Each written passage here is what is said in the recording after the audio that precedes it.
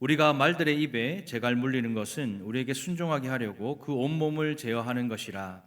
또 배를 보라. 그렇게 크고 강풍에 밀려가는 것들을 지극히 작은 키로서 사고의 뜻대로 운행하니 이와 같이 혀도 작은 지체로되 큰 것을 자랑하도다. 보라, 얼마나 작은 불이 얼마나 많은 나무를 태우는가.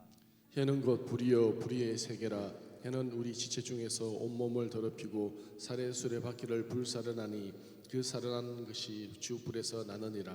여러 종류의 짐승과 새 벌레와 새와 벌레와 바다의 생물은 다 사람이 길들일 수 있고 길들여 왔거니와. 혀는 능히 길들일 사람이 없나니 치지 아니하는 악이요 죽이는 독이 가득한 것이라.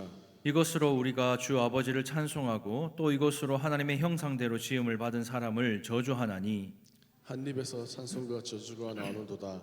내 형제들아 이것이 마땅하지 아니하니라. 샘이 한 구멍으로 어찌 단물과 쓴물을 내겠느냐. 함께요. 내 형제들아 어찌 무화과 나무가 감람 열매를 포도나무가 무화과를 맺겠느냐. 이와 같이 짠 물이 단물을 내지 못하느니라. 아멘. 우리 이 시간에는 좌우에 앞에 계신 분 인사 한번 할게요. 오늘은 어깨를 토닥토닥 이렇게 두드리시면서 수고하셨습니다 이렇게 한번 인사하겠습니다. 수고하셨습니다. 예. 권사님 그 수고했다 하는데 그 손 잡고 내리고 이러가 뭐야? 아, 수고하셨다 하는 거예요? 저는 이거 손 잡고 이렇게 내리는 거예요. 네. 한 번 더 인사하겠습니다. 우리 한 번 더 이게 어깨를 두드리시면서 3월도 승리하세요 이렇게 하겠습니다. 3월도 승리하십시오. 예. 예, 한 주간 수고 너무 많으셨고 또 3월 달 첫 주잖아요. 3월도 수고하시길 바랍니다. 우리나라에 100만 부 이상 팔린 베스트셀러 중에 이 이기주라는 작가가 쓴 언어의 온도라는 책이 있어요. 이 언어의 온도라는 책을 보면 우리가 쓰는 글이나 말에는 온도가 있다라고 이렇게 말을 합니다. 사람마다 이 따뜻함과 차가움의 정도가 다 다르기 때문에 온기 있는 언어는 듣는 사람의 마음도 따뜻하게 하지만 냉기 있는 언어는 듣는 사람의 마음을 차갑게 한다 이렇게 이 작가는 말합니다. 그러면서 그 책에 한 가지 예를 드는데 이런 예를 들어요. 한 지하철에서 이제 나이가 지그시 드신 이제 80이 넘으신 할아버지 할머니 두 분이 부부가 이제 지하철을 타고 어디를 가는 도중에 이제 할아버지가 귀가 이제 잘 안 들리시니까 휴대폰으로 뉴스를 튼 거예요. 유튜브로. 그러니까 뉴스를 트니까 귀가 잘 안 들리시니까 이제 볼륨을 좀 키웠어요. 키우다 보니까 이제 좀 컸죠. 그러니까 주변에 있는 사람들에게 그 소리가 들린 거예요. 그러니까 할머니가 요 정도 얘기하면 속으로 막 머리겠다 막 이렇게 할머니가 그 할아버지의 손등에 손을 살포시 이렇게 올리는 거예요. 그러니까 할아버지가 뭔 일인가 싶고 이렇게 할머니를 보니까 이 할머니가 이렇게 말씀하시는 거예요. 여보, 사람들이 많으니까 이어폰을 끼고 보세요 이렇게 이야기를 했단 말이에요. 그때 할아버지가 어떻게 대답했을까요?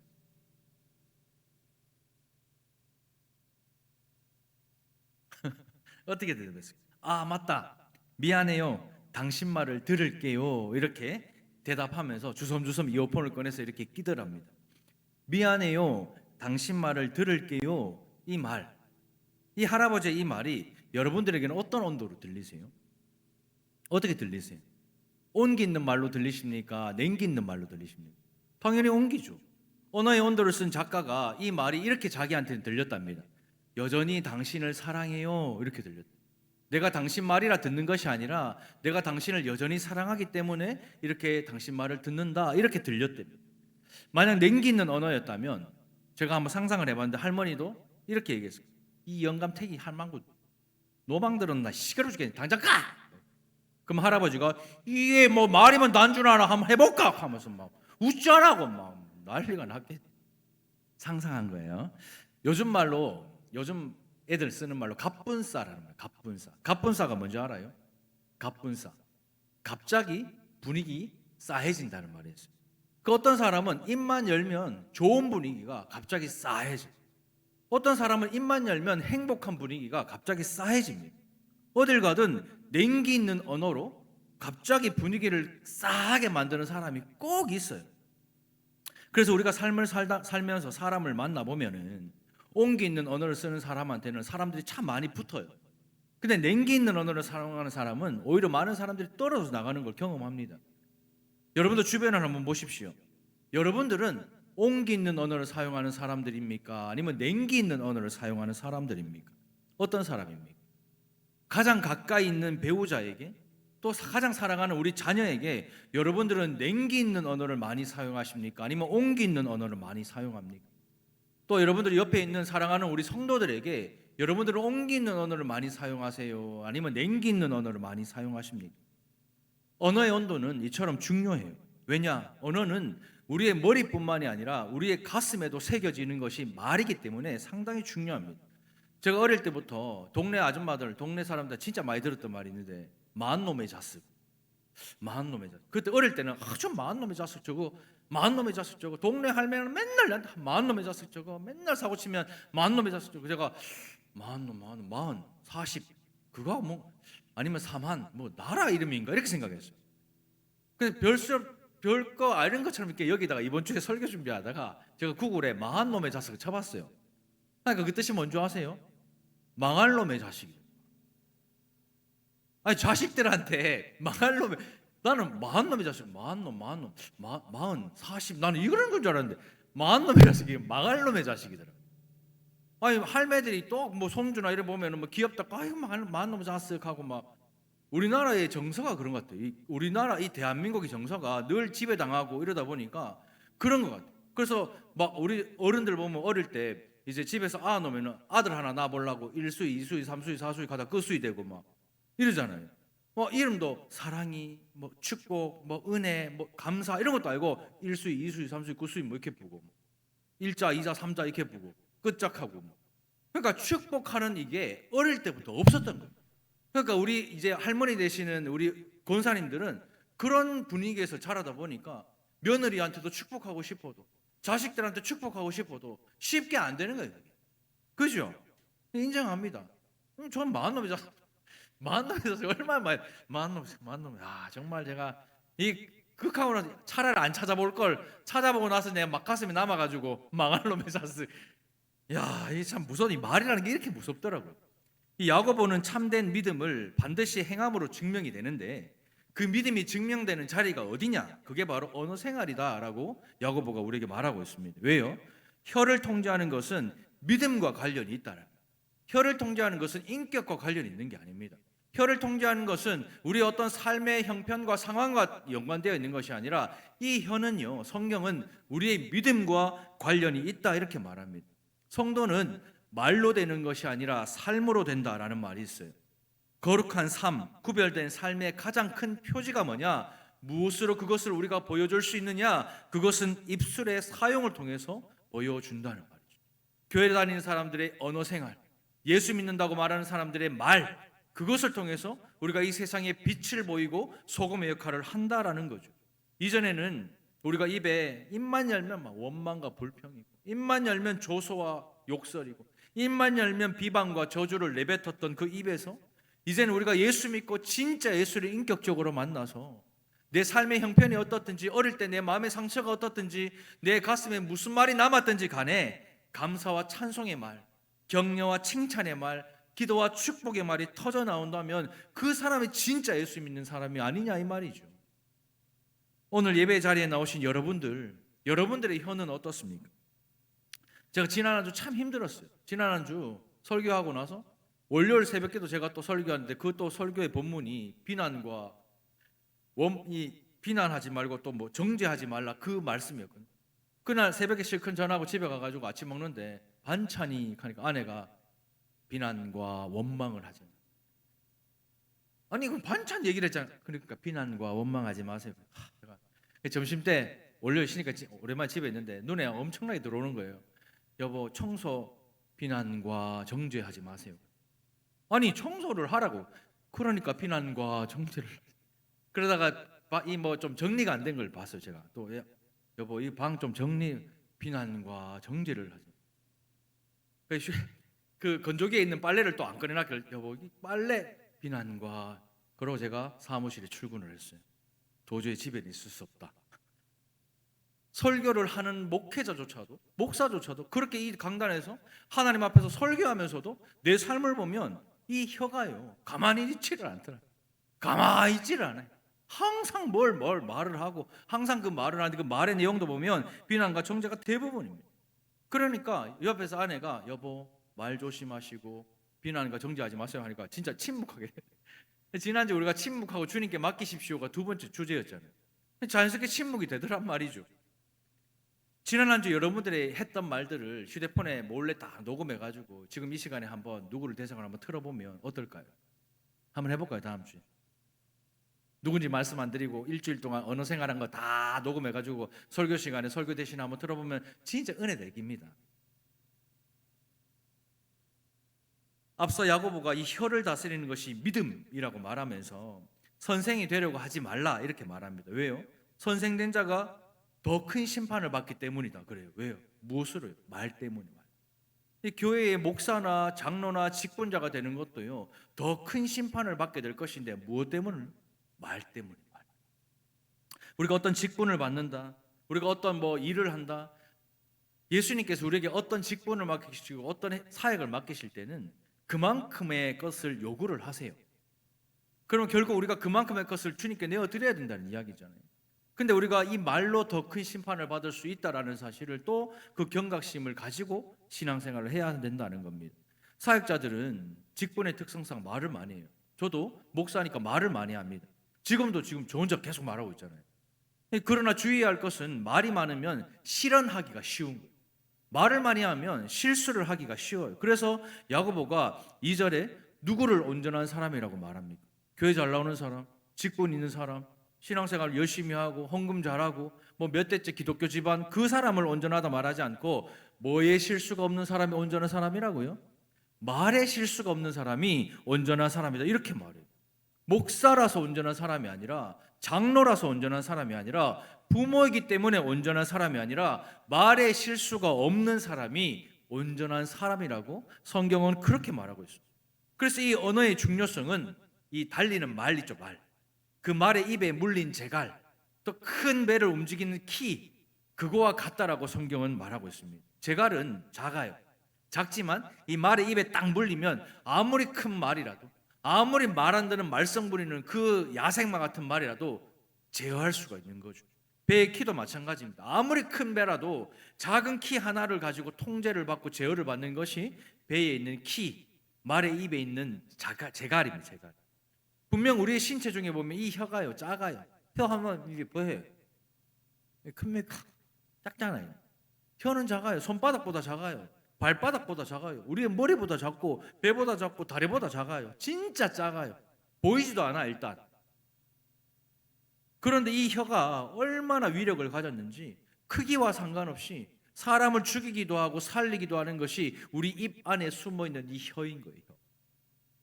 근데 사람들은 모두 다 실수를 하죠. 실수 없는 사람이 어디 있습니까? 그래서 실수는 사람이 하고 용서는 하나님이 한다는 우리 기독교 안에 내려온 전설 같은 말도 있어요. 실수는 사람이 하고 용서는 하나님이 한다. 매사에 사람은 실수를 하지만 사람이 하는 어떤 실수보다 말 실수가 가장 쉽게 일어난다는 사실을 기억하십시오. 그만큼 사람들에게 혀를 통제하는 것보다 어려운 것은 없다라는 거죠. 아니 여전히 죄의 찌꺼기로 가득 차 있는 우리이기 때문에 사실 이 혀를 통제하는 것은 불가능합니다. 아마 여러분들 중에서 한번 썽이 막 끝까지 나는 사람, 특히 제가 그래요. 제가 집에서 한번 썽이 끝까지 나잖아요. 그럼 자식들도 눈에 안 들어오고 마누라도 눈에 안 들어오고 자식들을 체벌할 때 한 번은 제가 아내를 또 때릴 거예요. 막 말리는데 그것도 안 보여가지고 막 애들 엉덩이 체벌하다가 그 정도로 화가 끝까지 나면 입에서 나오는 말이 진짜 내가 이 말을 하는 게 맞나?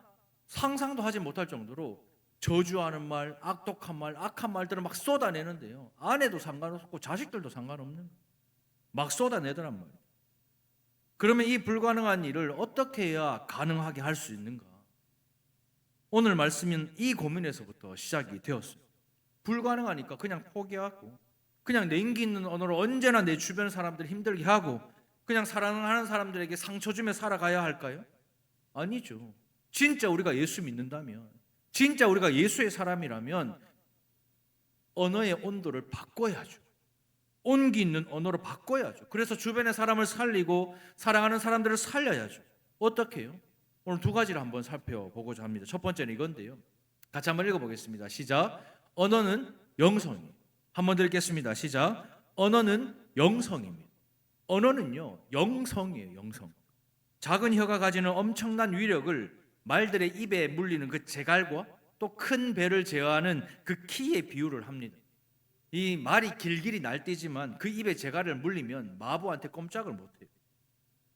말의 크기에 비해 재갈이 진짜 작잖아요.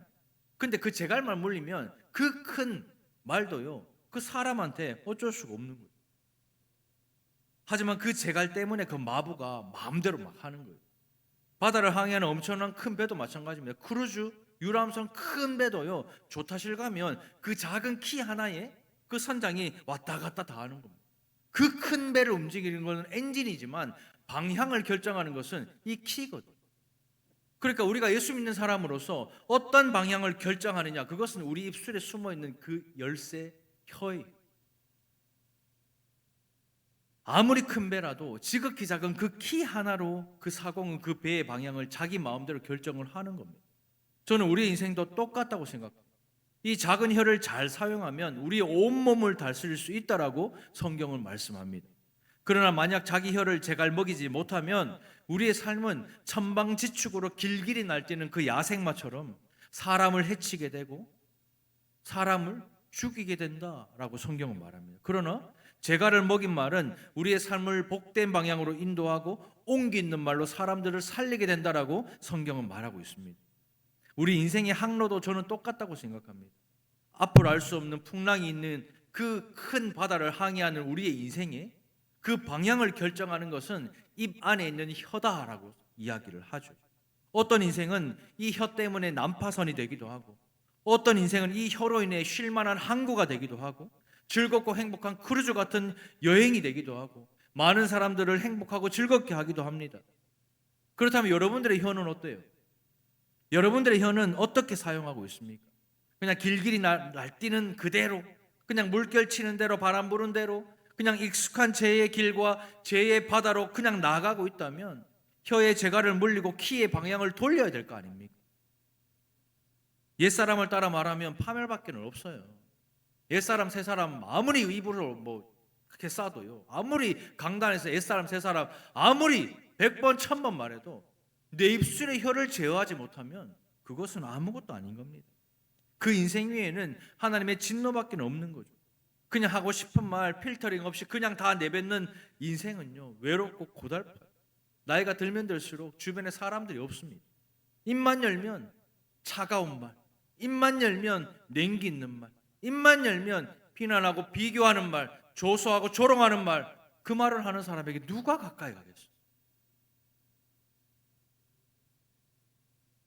그러나 하나님의 뜻대로 방향이 수정된 항로는요, 안전한 항구인 거예요. 말씀을 듣고 마음으로 믿어 입으로 시인하는 그 순간 우리의 인생의 항로가 바뀌는 겁니다. 로마서 10장 9절입니다. 같이 한번 읽어볼까요? 시작. 내가 만일 내 입으로 예수를 주로 시인하며 또 하나님께서 그를 죽은 자 가운데서 살리신 것을 내 마음에 믿으면 구원을 받으리라. 사람이 마음으로 믿어 의에 이르고 하나님과 바른 관계를 맺는다 이렇게 말해요. 그리고 입으로 시인하여 구원에 이른다. 성경은 그렇게 말합니다. 이처럼 우리의 입은요, 잘 사용하면 구원을 이루지만 잘 못 사용하면 구원을 이룰 수 없을 만큼 이 작은 혀는 강력한 도구라는 거예요. 5절 하반절에서 6절을 보면 이 혀의 속성이 얼마나 강력한지 큰 산불을 비교해서 이야기를 합니다. 우리나라는 자연발화가 잘 없어요. 저기 로스앤젤레스죠, LA, 헐리우드, 그 정도는 가야 자연발화가 있어요. 너무 뜨거워서 불이 자연스럽게 일어나서 큰 산불이 일어나는 거는 미국은 대부분 자연발화가 많거든요. 근데 우리나라는 자연발화가 많지 않아요. 대부분 뭐 때문에 큰 불이 나죠? 담배꽁초죠, 담배꽁초. 그냥 운전하다가 담배 피다가 그냥 생각 없이 창문 열고 툭 던지면 그 담배꽁초가 삥 날아가서 툭 해요. 그럼 그 툭 떨어지는 담배꽁초에 작은 불씨 하나가 이파리에 딱 붙어요. 그럼 이파리에 붙은 나무, 이 불씨 하나가 그 잎 전체에 붙고 잎 전체에 붙은 게 나무가 산, 그래 태워나가는 거예요. 그게 불의 위험성입니다. 작은 불이 얼마나 많은 나무를 태우는가? 성경은 이렇게 우리에게 질문해요. 우리 입술에 있는 이 작은 혀가 얼마나 많은 사람을 죽이고 있는가? 그걸 지금 우리에게 질문하세요. 큰 산불이 어떻게 시작됩니까? 피다 버린 작은 담배꽁초 아닙니까? 우리가 사람을 죽일 때 어디에서부터 시작돼요? 작은 혀에서부터 시작되는 게 아닙니까? 그걸로 온 산이 다 불타버리는 거예요. 사랑하는 배우자가, 사랑하는 자녀가, 사랑하는 우리 가정이, 사랑하는 우리 교회가 내 말 한마디로 불타버리는 거예요. 제가 담임 목사가 되니까 달산교에서 신앙생활 하다가 나가신 분들이 요즘에 좀 많이 오세요. 한 80 대신 이제 노인분들이 이제 오셔가지고 뭐 저한테 이제 와요. 그래서 아이고 뭐 네가 목사 됐다며 하면서부터 이제 시작합니다. 그래 네가 언제 이렇게 커가 목사 됐노? 막 하디만 갑자기 막 대화를 해요. 저는 그냥 대부분 들어요. 한 1시간 2시간 이렇게 들으면 대부분 찾아와서 저한테 하시는 말씀이 뭐냐? 억울하다. 나는 이 달산교에서 억울하다. 대부분 그 얘기. 뭐 억울함을 풀어달라고 지금 오는 건지 아니면 뭐 때문에 저한테 그런 말씀 하시는지 모르겠지만 아니면 또 돌아오고 싶으신 건지 제가 그래서 오세요 하면 오기는 싫고 떠난 지 너무 오래됐으니. 근데 대부분이 제가 얘기를 들어보니까 억울하다. 나는 그때 그렇게 말하지 않았는데 그렇게 들었다. 나는 그때 그렇게 행동하지 않았는데 사람들이 그렇게 판단을 했다. 그래서 내가 이렇게 됐다. 그 말을 하는 거예요. 제가 그 말을 쭉 듣고 있으면서 오늘 이 말씀 이번 주에 2명이 찾아왔어요. 제가 그 말을 들으면서 이 말씀을 묵상하는 가운데 그런 생각이 드는 겁니다.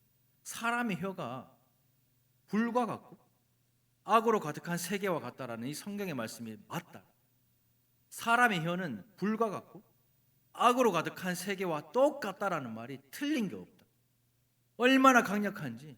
혀는 작은 몸의 한 부분인데 온 몸을 더럽히고 우리의 모든 인생을 다 불태우고 결국에는 혀 그 자체도 얼마나 파괴적인지 이놈의 혀도 지옥불에 탄다.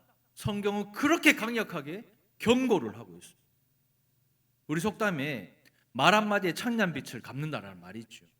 말을 조리 있게 잘 해가지고 이 사람의 마음을 돌려가지고 내가 천냥빚 졌는데 갚게 한다 이 뜻이 아니에요. 말 한마디에 엄청난 빚을 갚을 수도 있고 그동안 힘들게 세운 것을 허물어 버릴 수도 있다 이 뜻이거든요.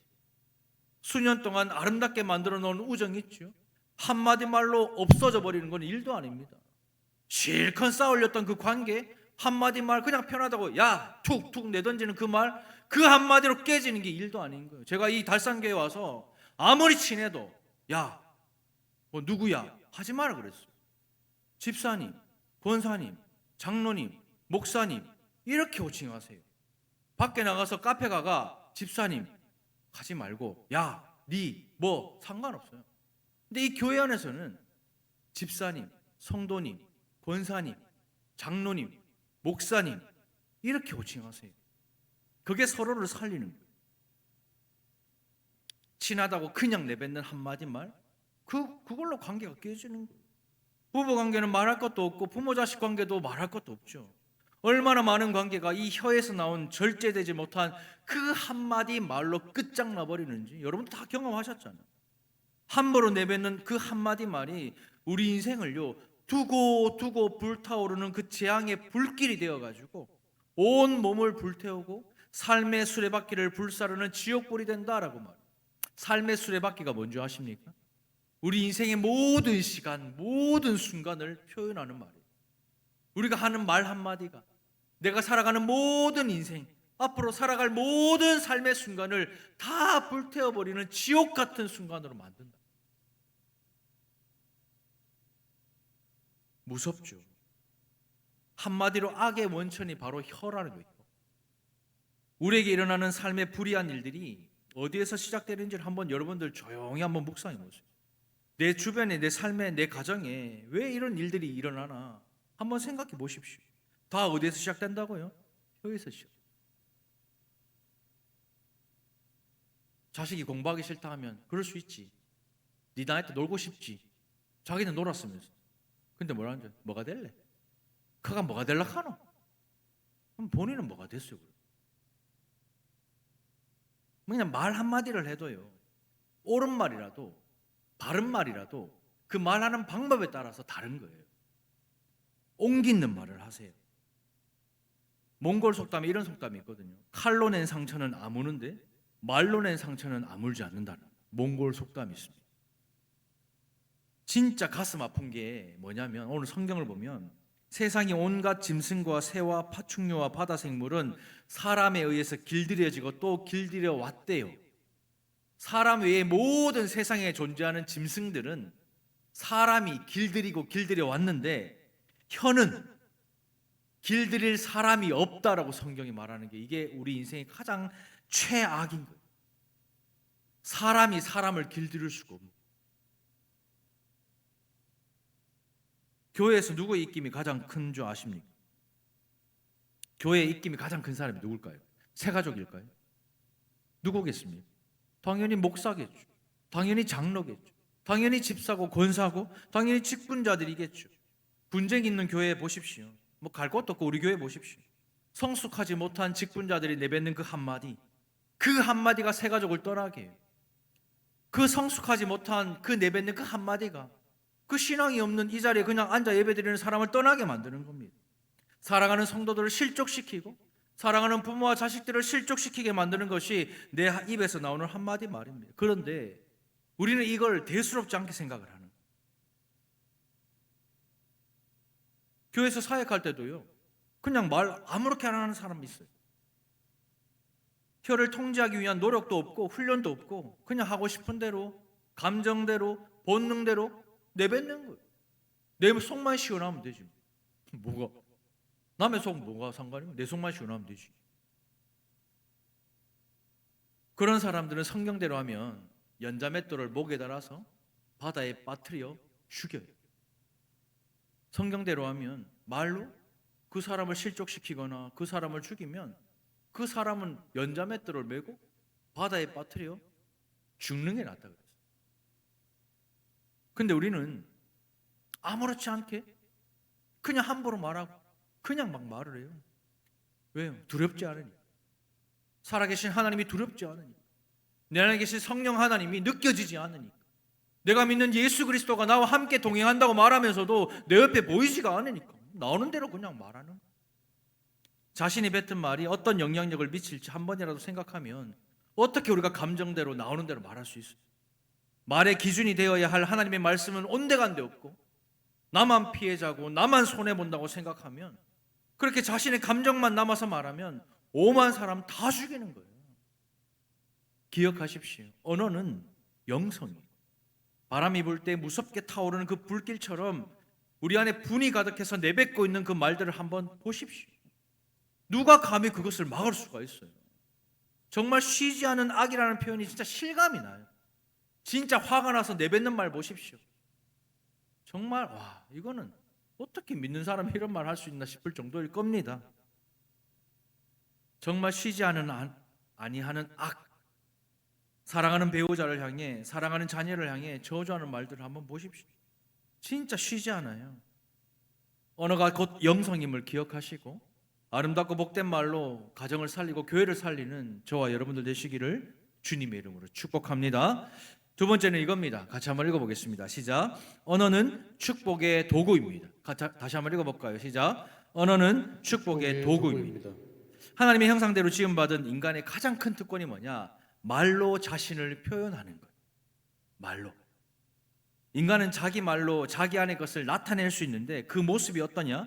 9절의 말씀입니다. 같이 한번 읽겠습니다. 시작. 이것으로 우리가 주 아버지를 찬송하고 또 이것으로 하나님의 형상대로 지음받은 사람을 저주하나니 이것으로 무엇으로? 혀로요. 우리의 입으로 하나님의 형상대로 만든 사람을 축복하기도 하고 저주하기도 하고 하나님을 찬송하기도 하고 저주하기도 한다. 이렇게 말합니다. 분명히 같은 하나의 입인데 이 입에서 나오는 말이 찬양이 나오기도 하고 저주가 나오기도 한다는 일관성이 없다는 얘기죠. 오늘처럼 우리가 이 예배 시간에 우리 모두가 하나님을 찬양하지만 예배 마치고 딱 나가는 순간 우리의 입에서 나오는 모든 말은 다 다른 악한 말들입니다. 이 자리에서는 여호와를 찬양하라, 하나님을 찬양하라, 아멘하고 다 똑같은 말을 하지만 문 열고 나가면 내 마음에 안 드는 게 수두룩 빽빽. 차는 왜 이따구로 대놓고, 차는 왜 이렇게 빨리 안 빼주고, 밥은 왜 이렇게 늦게 나오며, 밥맛은 왜 이러며, 반찬은 왜 그리고 집에 가잖아요. 화가 나는 상태에 남편 보잖아요. 뭐 안 닦고 여인노부터 시작해가 이제 난리가. 자식들 보면 환장을 하는 거예요. 그렇게 일주일을 살다가 또 우리는 이 자리에 와서 거룩한 척 앉아 있는 거예요. 그 하나님이 모를까요? 다 아시죠. 하나님의 형상인 사람들을 저주한다라고 할 때 이 저주한다라는 말은 상대방에게 상처 주는 말, 비교하는 말, 공감과 배려가 없는 말, 결국 이런 말들이 사람들을 저주한다라고 할 때 그 뜻이, 우리 주위에 보면 말을 참 예쁘게 하는 사람이 있고 같은 말이라도 참 나쁘게 하는 사람들이 있어요. 그죠? 여러분들 어떤 사람이에요? 말이라도 예쁘게 하는 사람이 있어요. 근데 말이라도 나쁘게 말하는 사람이 있다니까요. 지금 딱 머릿속에 떠오르는 사람 있죠? 누구? 시어머니 이렇게 말하지 말고. 누구예요? 예? 다 아마 떠오르는 사람이 있을 겁니다. 자기가 제일 심할 거예요, 내가 볼 때는. 맞는 말이라도요, 기분 나쁘게 말하잖아요. 그러면 진짜 두들겨 맞는 말이 되는 거예요. 실컷 말하고 욕먹는 거예요. 실컷 잘하고 욕먹는 거지. 저는 목회자니까 아무래도 목사님들과 교제가 많잖아요. 목사가 어떤 사람입니까? 신학 교육을 받고 진짜 예수를 인격적으로 만난 사람들이잖아요. 그래서 목회자들이 모인 장소에 가면 진짜 행복하고 아름다운 말들이 많을 것 같죠. 아니요, 목사도 사람이더라고요. 이렇게 모이잖아요. 제 주위에 이런 부류의 사람들이 많아요. 이렇게 모이면 어떤 부류는 늘 정죄하고 판단하는 사람이 있어요. 이 사람은 이제 판단가야. 왜 식당을 여기 잡았나부터 시작해가 왜 메뉴가 이거이며 이미 카톡에 설명을 다 했어요. 근데 마음에 안 드나요? 왜 모이는 시간이 이 시간이고, 그래가 끝날 때까지 그 이야기하고 끝나. 근데 어떤 사람은 그렇게 이제 추진한 사람들에게 수고했다, 우리는 못하는데 너무 감사하다, 야 밥맛 좋다, 와 반찬 대박, 너무 좋네, 야 오늘 기분 좋다, 오늘 커피 내가 살게, 이런 부류의 사람이 있어요. 그럼 어느 부류의 사람을 좋아할까요? 당연히 후자겠죠. 당연히 후자 아닙니까? 늘 판단하고 정죄하는 사람 옆에 있으면 힘들어요. 위로하고 격려하는 사람 옆에 있으면 너무 기분도 좋고 자존감도 올라가. 누구의 말이 옳은 게 있고 누구의 말이 낸 게 있는지는 굳이 제가 설명 안 해도 여러분도 다 압니다. 성도가 말로 상처를 가장 크게 받는 장소가 어딘지 아세요? 공동 1위가 있어요. 어딜까요? 다 알잖아요. 어디요? 집. 두 번째 어디요? 교회. 성도가 제일 상처 많이 받는 곳이 집과 교회래요.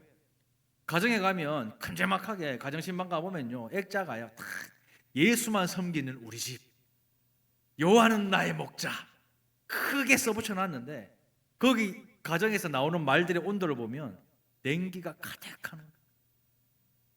공부해라, 뭐가 될래? 남편은 아내에게, 아내는 남편에게 돈 많이 벌어와라, 이것 벌어와가 뭐 선당 껍질같이 벌어와가 뭘 해먹노? 그런 말들만 가득 들어차 있지 않습니까? 교회는 어때요?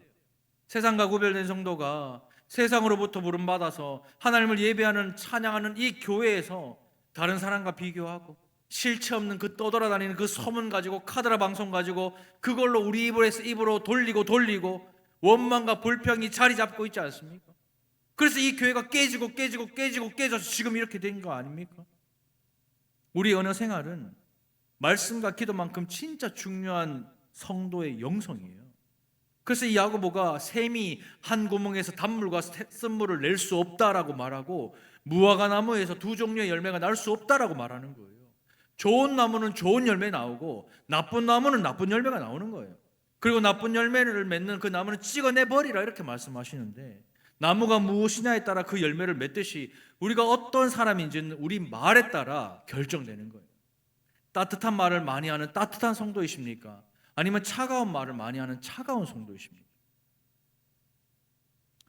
우리가 예수 그리스도를 마음으로 믿어 입으로 시인하여 성도가 되었다면 우리의 모든 죄가 예수님의 십자가 보혈로 깨끗하게 씻음을 받았다면, 주홍빛처럼 그 붉은 죄가 흰 양털과 같이 새롭게 되었다면, 우리 속에서부터 나오는 말이 깨끗해야 되지 않겠어요? 따뜻해야 되지 않겠습니까? 입에서 욕 나오거나 입에서 차가운 말이 나온다면 내면이 그런 것들로 가득 차 있는 거 아닙니까? 화로 가득 차 있을까 화가 나오는 거 아니에요? 욕으로 가득 차 있을까 욕이 나오는 거예요. 상처로 가득 차 있으니까 상처 주는 말이 나오는 거죠. 교회 와서는 신자처럼 행동하고 삶의 현장에서는 마귀처럼 행동하고 말하지 말라는 말입니다. 성도라면 기도하던 그 입술로, 찬양하던 그 입술로 교회에서, 집안에서, 직장에서, 그 삶의 현장에서 만나는 사람들을 축복하고 격려하는 따뜻한 말, 온기 있는 말, 그 말을 하는 저와 여러분들이 되기를 축복합니다. 이 문제는 어른들만의 문제가 아니에요. 제가 청소년 사역 오래 했잖아요. 보니까 요즘 애들요, 욕 없이는 말 못해요. 욕 없이는 일단 대화가 안 돼. 제가 예전에 그 버스를 한번 탔는데 뒤에 고등학생들이 탔어요. 여자들인데 앉아가지고 대화를 하는데, 와 진짜 저도 욕 한 따까리 하거든요. 야 근데 야들이요, 옆에 어른들이 앉아 있는데, 야 씨 오늘 반찬 씨, 선생님 씨, 개 씨, 오늘 반찬 맞죠? 안 해도 지금 막 들리죠. 욕 안 했는데 욕을 막 무슨 다른게 막 들리잖아요. 우리의 자녀가 신앙인이라면 우리 자녀의 언어 생활이 좀 달라야 되지 않아요?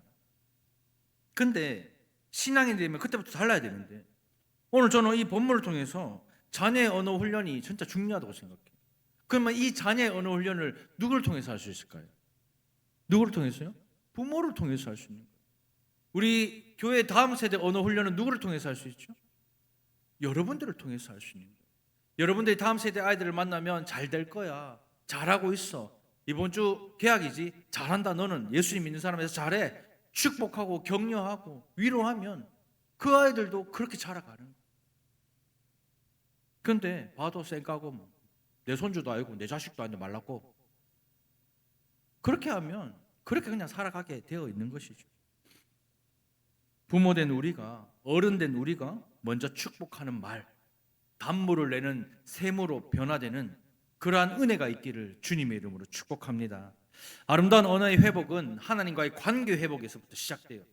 하나님과 관계가 단절되어 있으면 생명과 축복이 무엇인지 모르니까 입에서 나오는 모든 말이 저주하는 말인데, 예수 그리스도를 믿고 하나님과의 관계가 회복된 자녀라면 언어를 바꿔야 되는 거예요. 그래서 오늘 이 시간에는 실습하는 시간을 가지도록 하겠습니다.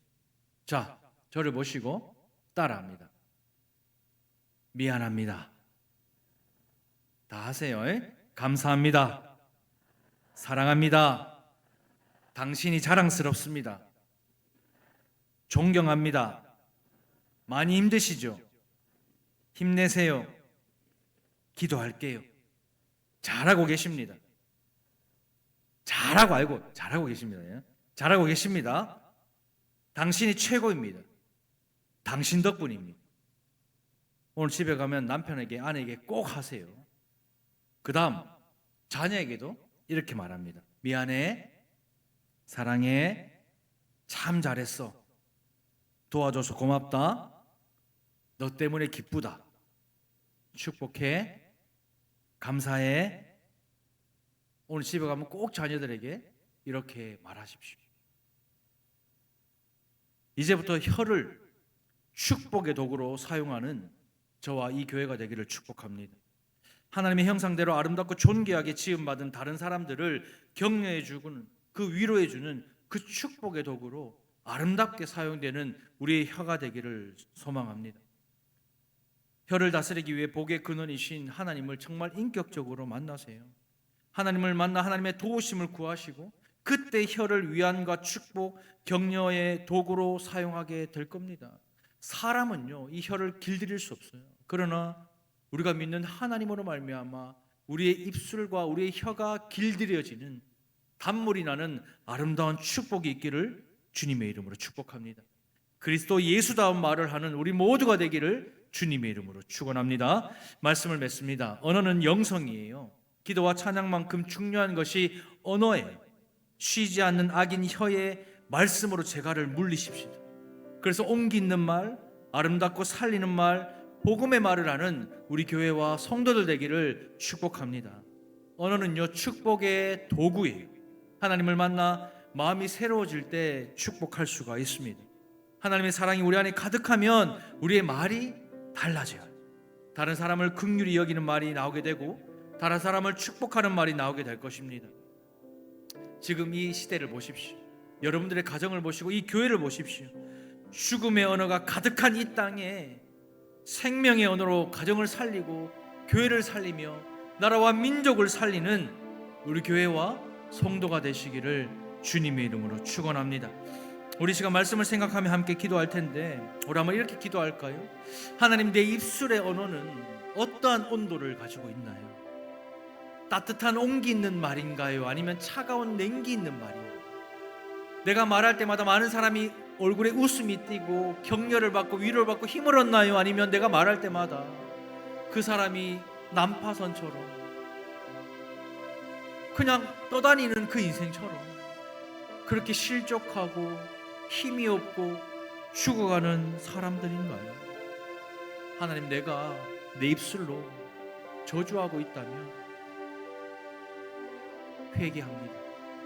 내 안에 예수로 가득 차고 내 입술의 말과 나의 모든 마음의 묵상이 주님께 연락되는 이번 한 주가 되게 하셔서 내 입술에서 나오는 모든 말이 온기 있는 말, 아름다운 말, 존귀한 말, 그런 말이 되게 해 주십시오. 우리 이 시간에 주여 은혜를 주시옵소서. 우리 한번 부르짖고 함께 기도하겠습니다. 주여 은혜를 주시옵소서.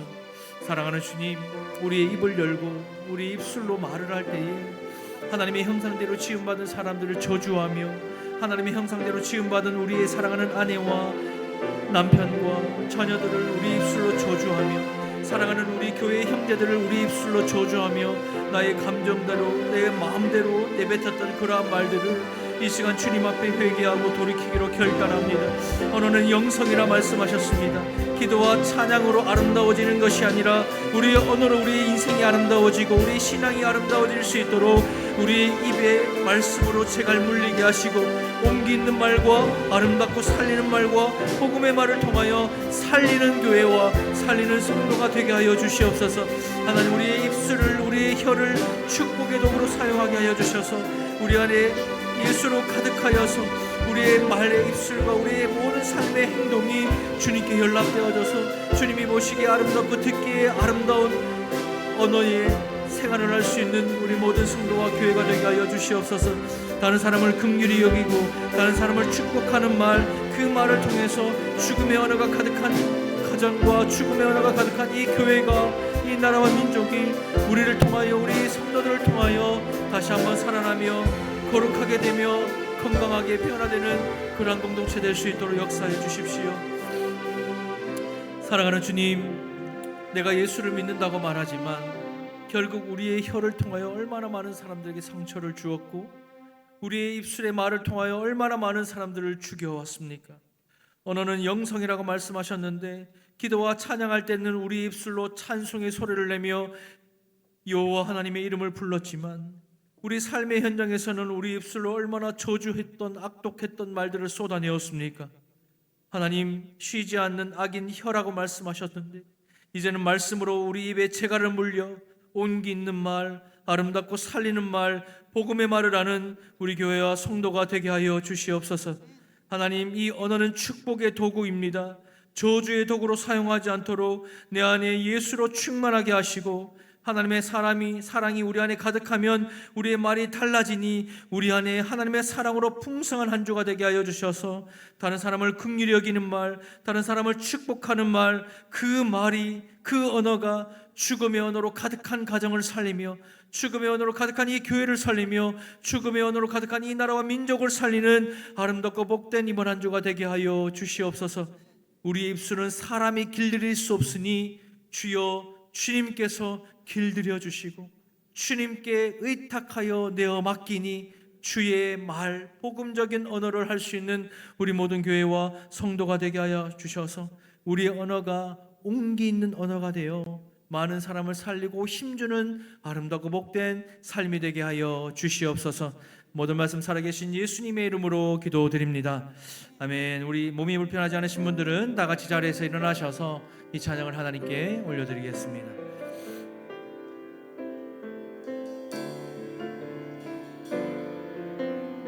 내 입술의 말과 나의 마음의 묵상이 내 입술의 말과 나의 마음의 묵상이 주께 연락되기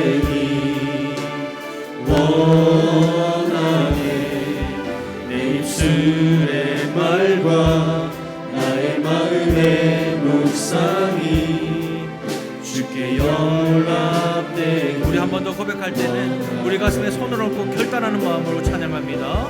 내 입술의 말과 나의 마음의 묵상이 주께 연락되기